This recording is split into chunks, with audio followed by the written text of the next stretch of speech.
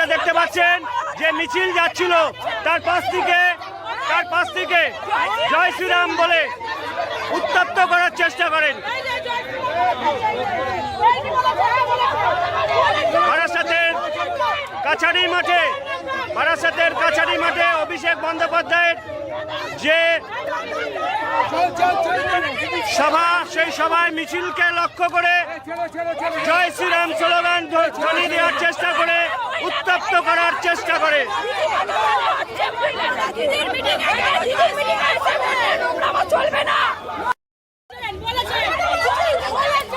দেখুন আজ বারাসাতে যে মিছিল, সেই মিছিলে অভিষেকের মিছিলে যাওয়ার সময় এরা, এই যে আমি দেখাচ্ছি, এরা জয় শ্রীরাম বলে মিছিলকে উত্তপ্ত করার চেষ্টা করে। এই মুহূর্তে দেখছেন বারাসাতের কাছারি ময়দানে যে মিছিল অভিষেক বন্দ্যোপাধ্যায়, সেই মিছিলে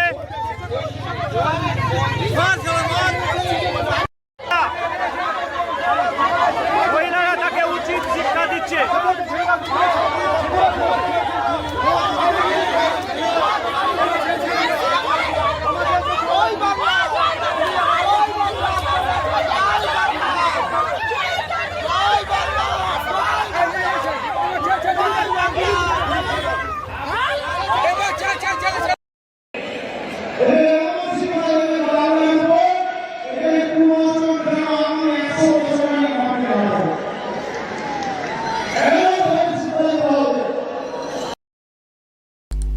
শুধুই বড় বড়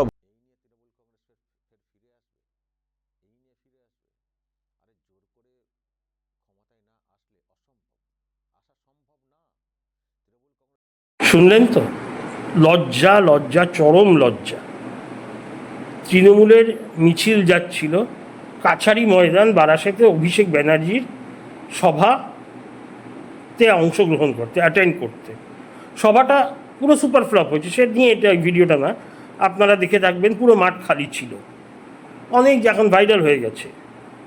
যাই হোক, হাজারবার আপনারা দেখেছেন টিভিতে, ইউটিউবে দেখায় বিজেপির মিছিল যখন যাচ্ছে, শুভেন্দু অধিকারী যখন যাচ্ছেন, বা শ্রমিক ভট্টাচার্য বা সুকান্ত মজুমদার যখন যাচ্ছেন, জয় বাংলা স্লোগান দেওয়া হয়, দিতেই পারে। তা এই মিছিল যখন যাচ্ছিল, দুজন ভদ্রলোক জয় শ্রীরাম স্লোগান দিয়েছেন, কিন্তু এটা পশ্চিম বাংলা নেই, আর পশ্চিম বাংলাদেশ হয়ে গেছে। এখানে রামের নাম নেওয়া যায় না, জয় শ্রীরাম বলা যায় না।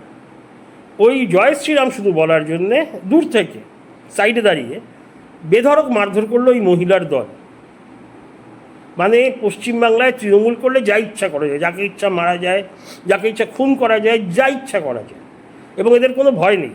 ক্যামেরার সামনে ভিডিও দেখলো, কারণ এরা জানে যা ইচ্ছা করুক পুলিশ এদের ধরবে না, পুলিশ কেস নেবে না, যতক্ষণ না মিডিয়াতে আসছে, কথাবার্তা হচ্ছে, বিতর্ক হচ্ছে, যা ইচ্ছা করা যায়। আর মিডিয়াতে কটা নিউজ আসে? 50টা হলে একটা বোধহয় আসতে পারে। আর তাও না, এদের দিয়ে দেশবিরোধী স্লোগান, বাংলাদেশের স্লোগান জয় বাংলা পড়ানো হলো। ওই তৃণমূল আর ওই ফালতু বাংলা পক্ষ ছাড়া, আর এরকম তৃণমূলের অনেক বি টিম আছে, বাংলা এই বাংলা ওই, এরা ছাড়া জয় বাংলা কেউ বলে না। কেন বলবে? শত্রু দেশ বাংলাদেশ, বাংলা আমাদের রাজ্যের নামও না, পশ্চিম বাংলা। তো যাই হোক, মানে হিন্দু হওয়া অপরাধ পশ্চিম বাংলায় এখন। রাম নাম নেওয়া যাবে না, জয় শ্রীরাম বলা যাবে না। তবে যাই হোক, এদের নাম তো ভিডিওতে তোলা থাকলো, একদিন না একদিন তো পাল্টাবে সরকার। এরা সবাই জেলে যাবে। এরা ভাবছে মহিলা বলে পার পাবে না। আইন আছে পশ্চিমবাংলায়, এখন আইন নেই, কিন্তু সব কিছু তো চিরস্থায়ী না। আজ না হোক 2 বছর, 3 বছর, 4 বছর পরে হোক, ভিডিওতে তো থাকলো। পুলিশ কেস হবে, এরা সবাই জেলে যাবে, এই 4-5 জন। এদের মানে এই জিহাদি পন্থা চলছে পশ্চিমবাংলায়, কবে পাল্টাবে? আপনি আমি কেউ সেফ না, বদলে দিন।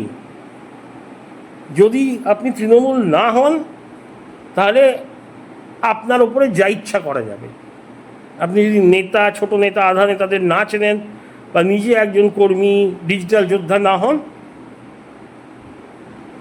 আপনি বিপদে আছেন, আমি বিপদে আছি। দেখলেন তো তৃণমূলের কাগজ এই মিডিয়া জি 24 ঘন্টার মহিলা সাংবাদিক হানি হলো, এবং এত লোক না থাকলে বোধহয় ধর্ষণও হয়ে যেত। আর ওনার সাপোর্টে পার্টি কিন্তু আসেনি। আর যেই সবাই গেছিলো সে তো ধুধু খাঁখা করছিল, তবে সেটা এই ভিডিওর টপিক না। মানে অবাক হয়ে যাচ্ছি কোন চরম অবস্থায় গুন্ডামি হচ্ছে। আর এরা বলছে উত্তক্ত করা হয়েছে। উত্তক্ত বোধহয় মানেও জানে না। সাইডে দাঁড়িয়ে জয় শ্রীরাম বলা মহিলাদের উত্তক্ত করা, মানে এটা কোন নিয়ম? এনারা মহিলা বলে জানে পুরুষের গায়ে হাত দেওয়া যায়, যা ইচ্ছা করা যায়। এটা তো পুরো গুন্ডামি। সাইডে দাঁড়িয়ে যদি কেউ স্লোগান দেয় 100 বার দিতে পারে। এটা তো কোনো মমতা ব্যানার্জি, অভিষেক ব্যানার্জি বা কোনো তৃণমূল নেতার নামে কোনো গালাগাল বা খারাপ কথা বলেনি তো। রামের নাম নিয়েছে, জয় শ্রীরাম বলেছে। ভারতের 140 কোটি মানুষের মধ্যে 115 কোটি মানুষ বলে, গর্বের সাথে বলে। খুব খুব খারাপ অবস্থা পশ্চিমবাংলার। এই শুধু ভাতার ওপর টিকে আছে এই সরকারটা, আর কোনো কারণ নেই। কোনো চাকরি নেই, সবাইকে চলে যেতে হচ্ছে। আর এখন তো বাইরে গেলে এত এরা বাইরের হিন্দিভাষী অবাঙালিদের বিরুদ্ধে বাজে কথা বলে যাচ্ছে, বাঙালি বিদ্বেষ এবারে সত্যি শুরু হবে। বাঙালিরা কোথাও টিকতে পারবে না। আর পশ্চিমবাংলায় কাজ নেই। খুব খুব খারাপ অবস্থা। শুধু ক্ষমতায় থাকতে কেউ করছে এইসব। যাই হোক, জানাবেন মতামত। জয় শ্রীরাম, বন্দে মাতরম, টাটা।